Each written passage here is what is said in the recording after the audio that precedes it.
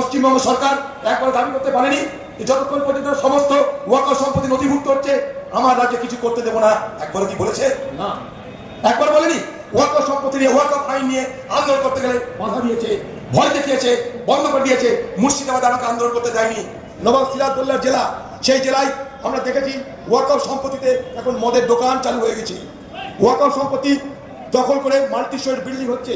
এইভাবে পশ্চিমবঙ্গের ওয়াকফ সম্পত্তি লুট হচ্ছে দিনের পর দিন। সরকার তাই শ্বেতপত্র প্রকাশ করে না। আপনি একজন মুসলমান কিনা তার প্রমাণ দিতে হবে ওয়াকফ সম্পত্তি দেওয়ার আগে। প্রমাণটা কি? গত 5 বছর ধরে আপনি ইসলাম ধর্ম পালন করেছেন কিনা তার সার্টিফিকেট না দিলে আপনি ওয়াকফ সম্পত্তি দিতে পারবেন না। অথচ এই ওয়াকফ সম্পত্তি দেওয়া এই পৃথিবীতে হাতকে নয়, ইসলামের হাত ধরে এসছে। খলিফা উমরের আমলে থেকে ওয়াকফ সম্পত্তি সূত্রপাত এই ভারতবর্ষে।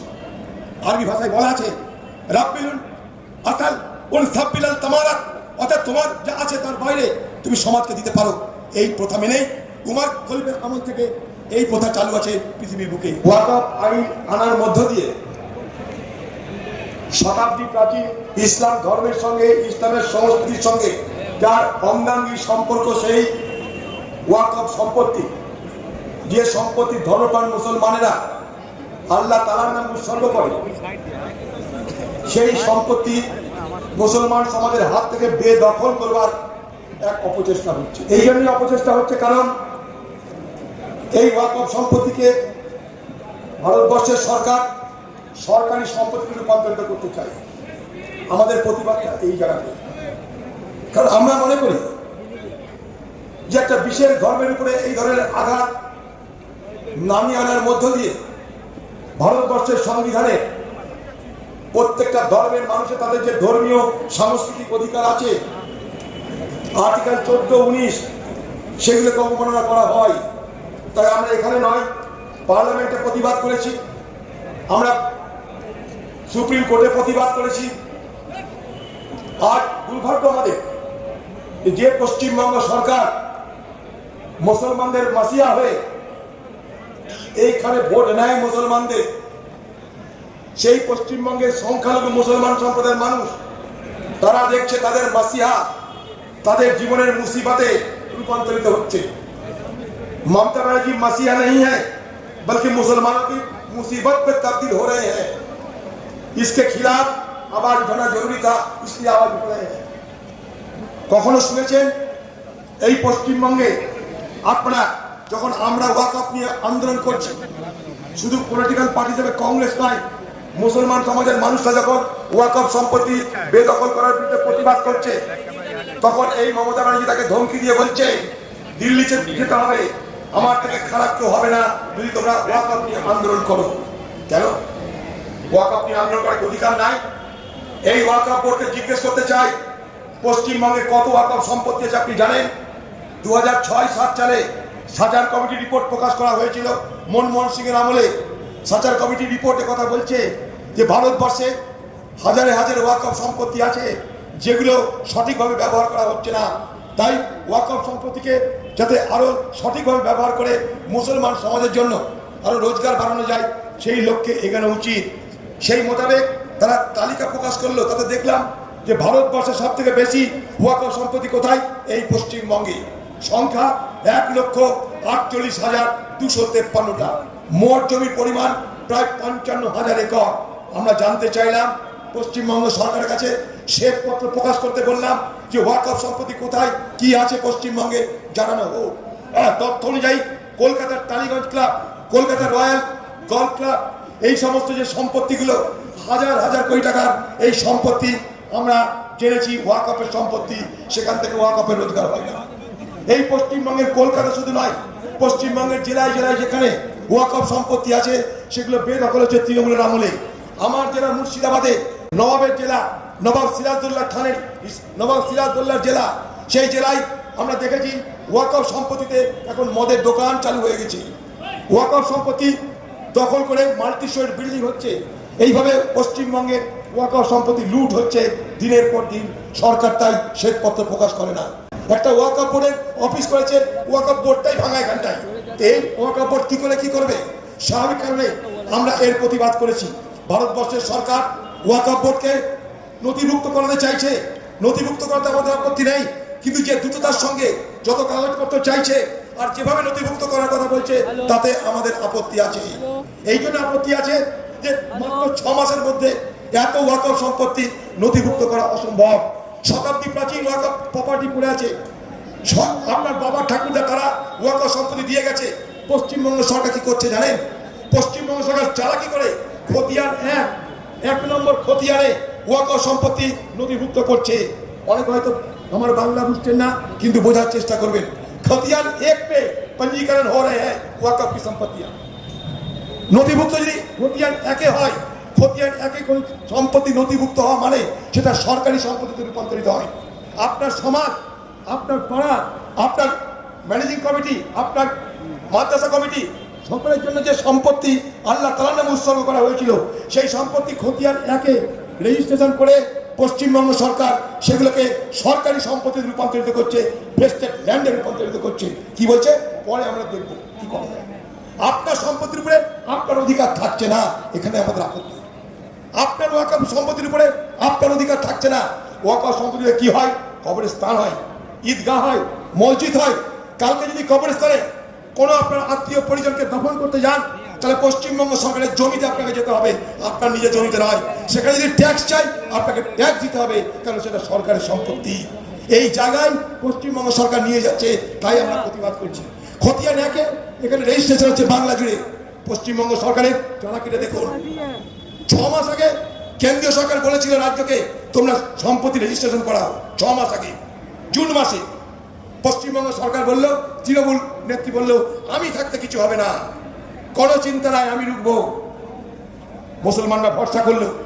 হঠাৎ করে 27 নভেম্বর, এই 27 নভেম্বর বলে দিল 6 ডিসেম্বরের মধ্যে সব রেজিস্ট্রেশন করতে হবে। সম্ভব? সম্ভব নয়। সারা মুসলিম সমাজে আফরাতাফরি মেচে গেল।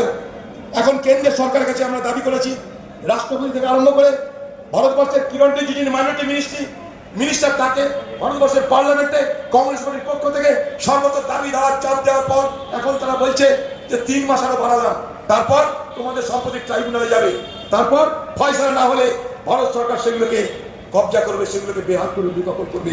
পশ্চিমবঙ্গ সরকার তাতে হ্যাঁ বসিয়ে দিয়েছে। নাহলে মাত্র 23 জুন যখন ফরমান জারি হলো পশ্চিমবঙ্গ সরকার ভরসা দিল, 27 নভেম্বর বলছে 6 ডিসেম্বরের মধ্যে সব নথিভুক্ত করতে হবে। এ চালাকি কেন? এই চালাকি কেন? পশ্চিমবঙ্গ সরকার একবার দাবি করতে পারেনি যে যতক্ষণ পর্যন্ত সমস্ত ওয়াকফ সম্পত্তি নথিভুক্ত হচ্ছে আমার রাজ্যে কিছু করতে দেব না। একবারও কি বলেছে? না, একবার বলেনি। ওয়াকফ সম্পত্তি নিয়ে, ওয়াকফ আইন নিয়ে আন্দোলন করতে গেলে বাধা দিয়েছে, ভয় দেখিয়েছে, বন্ধ করে দিয়েছে। মুর্শিদাবাদে আমাকে আন্দোলন করতে দেয়নি। আমি গ্রামে গ্রামে আন্দোলন করতে চেয়েছিলাম, একটা বড় খালি সভা করেছিলাম, আপনারা দেখেছেন। তারপরে আমাদের পারমিশন দেওয়া বন্ধ করে দিল। আমরা কোন রাজ্যে বাস করছি? এটা কি মমতা ব্যানার্জি সেই রাজ্য যেখানে সকল মানুষের ধর্মীয় অধিকারের কথা মমতা ব্যানার্জি বলে বারবার করে বাংলায় ভোট নিয়েছে? আজকে সেই রাজ্যে দাঁড়িয়ে মমতা ব্যানার্জি বিজেপির দালালি করছে। তাই বিজেপির ভাষা মমতা ব্যানার্জির ভাষায় কোনো ফারাক আমরা খুঁজে পাচ্ছি না। এই ওয়াকফ তার সব থেকে বড় একটা প্রমাণ, যেখানে ফারাক খুঁজে পাওয়া গেল না। তাই আমরা আজকে রাজ্যপালের কাছে কেন যাচ্ছি? দাবি করতে যাচ্ছি যে যতক্ষণ পর্যন্ত না পশ্চিমবঙ্গে একটা ওয়াকফ পঞ্জীভূত মানে নথিভুক্ত না হওয়া পর্যন্ত থাকবে, ততদিন পর্যন্ত এখানকার কোনো ওয়াকফ সম্পত্তিতে সরকার হস্তক্ষেপ করতে পারবে না, সরকার দখল নিতে পারবে না।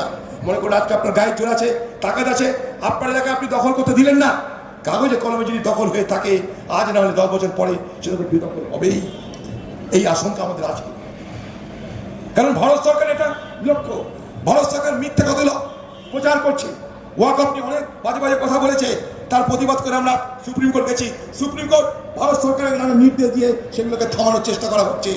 আপনি একজন মুসলমান কিনা তার প্রমাণ দিতে হবে ওয়াকফ সম্পত্তি দেওয়ার আগে। প্রমাণটা কি? গত 5 বছর ধরে আপনি ইসলাম ধর্ম পালন করেছেন কিনা তার সার্টিফিকেট না দিলে আপনি ওয়াকফ সম্পত্তি দিতে পারবেন না। অথচ এই ওয়াকফ সম্পত্তি রেওয়াজ এই পৃথিবীতে আজকে নয়, ইসলামের হাত ধরে এসছে। খলিফা উমরের আমলে থেকে ওয়াকফ সম্পত্তি সূত্রপাত এই ভারতবর্ষে। আরবি ভাষায় বলা আছে রাব্বিলুন আতাল উন সাব্বিলাল তামারাত, অর্থাৎ তোমার যা আছে তার বাইরে তুমি সমাজকে দিতে পারো। এই প্রথা মেনেই উমর খলিফার আমল থেকে এই প্রথা চালু আছে পৃথিবীর বুকে।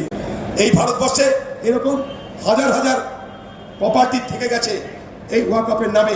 প্রায় 8 লক্ষ ওয়াকফ প্রপার্টি আছে এই ভারতবর্ষের বুকে। এইগুলোকে নজরআন্দাজ করা হয়, ঠিকমতো দেখভাল করা হয় না। তাই কংগ্রেস মনমোহন সিংয়ের আমলে 2013 সালে পাকাপোক্ত আইন নিয়ে এলো। কি আইন?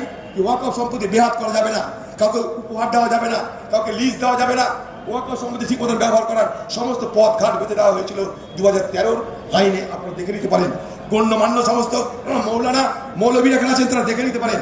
সেই ওয়াকফ সম্পত্তি যে আইন, ওয়াকফ অ্যাক্ট, সেই ওয়াকফ অ্যাক্টকে ধ্বংস করে দিয়েছে এই বিজেপি সরকার।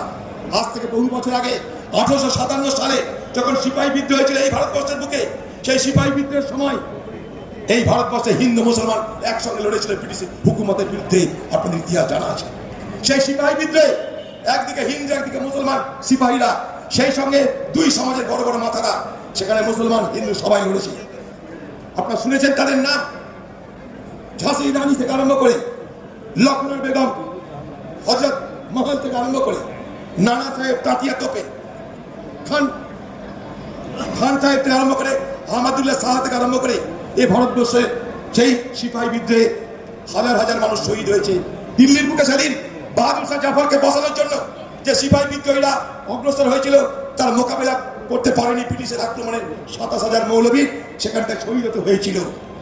সেই ওয়াকফ, সেই সিপাহী বিদ্রোহের যখন এই তীব্রতা, এই শক্তি ব্রিটিশের চোখে ধরা পড়লো, তখন ব্রিটিশ প্রথম ওয়াকফ সম্পত্তির উপর দখল আনার জন্য আইন আনলো। কারণ তারা দেখলো সিপাহী বিদ্রোহে সব থেকে বেশি আর্থিক মদত, আর্থিক সহযোগিতা করেছে এই ওয়াকফ সম্পত্তি থেকে রোজগার করা অর্থ। এই ওয়াকফ সম্পত্তিতে রোজগার করার অর্থে এই ভারতবর্ষের সিপাহী বিদ্রোহ হয়েছিল। মনে রাখবেন যে সিপাহী বিদ্রোহকে বলা হয় ফার্স্ট ওয়ার অফ ইন্ডিপেন্ডেন্ট, স্বাধীনতার প্রথম যুদ্ধ। স্বাধীনতার প্রথম যুদ্ধ সিপাহী বিদ্রোহ। সেই সিপাহী বিদ্রোহ ওয়াকফের থেকে রোজগার করা অর্থে ব্রিটিশের বিরুদ্ধে এই ভারতবর্ষে প্রথম প্রতিধ্বনিত হয়েছিল। তখন ওয়াকফের উপরে আইন এনে ওয়াকফকে কন্ট্রোল করতে, নিয়ন্ত্রণ করতে সক্রিয় হলো ব্রিটিশ। সেই ধারা আজও চলছে। কংগ্রেসটা ভেঙে দিয়ে সমস্ত কিছু রক্ষা করেছিল। আবার সেই ব্রিটিশের পদাঙ্ক অনুসরণ করে আজকে বিজেপি পার্টি সেই ওয়াকফের উপরে তাদের নিয়ন্ত্রণ আনতে চাইছে। এটা মুসলিম সমাজকে বুঝতে হবে। তাই আইন, আদালত, প্রতিবাদ সব করে এই ওয়াকফ সম্পত্তি বাঁচাতে হবে। সে দিল্লিতে হোক, সে রাজ্যে হোক, সেই দাবি করতেই আমরা রাজ্যপালের কাছে যাব, পথে যাব, কোর্টে যাব, পার্লামেন্টে যাব, সর্বত্র যাব। বাংলার মুখ্যমন্ত্রীর কাছে আমরা আশা করেছিলাম যে বাংলার মুখ্যমন্ত্রী অন্তত তার বিধানসভায় ওয়াকফ আইন পশ্চিমবঙ্গে চালু হতে দেব না বলে একটা বিল পাস করবে, একটা কমসে কম প্রস্তাব পাস করবে। করেনি।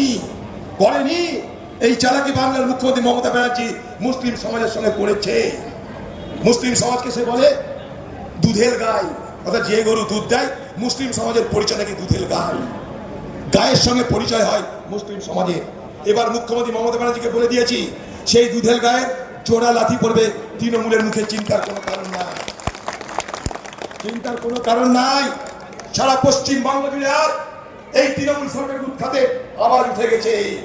ওয়াকফ বোর্ডের যারা আছে তাদেরকে বলে দিচ্ছি, এ বাংলার পুলিশের দালাল তাদেরকে বলে দিচ্ছি, এ বাংলার সকলকে বলে দিচ্ছি, এ বাংলায় আগামী দিনে তৃণমূল থাকবে না। এই বাংলায় তৃণমূল থাকবে না।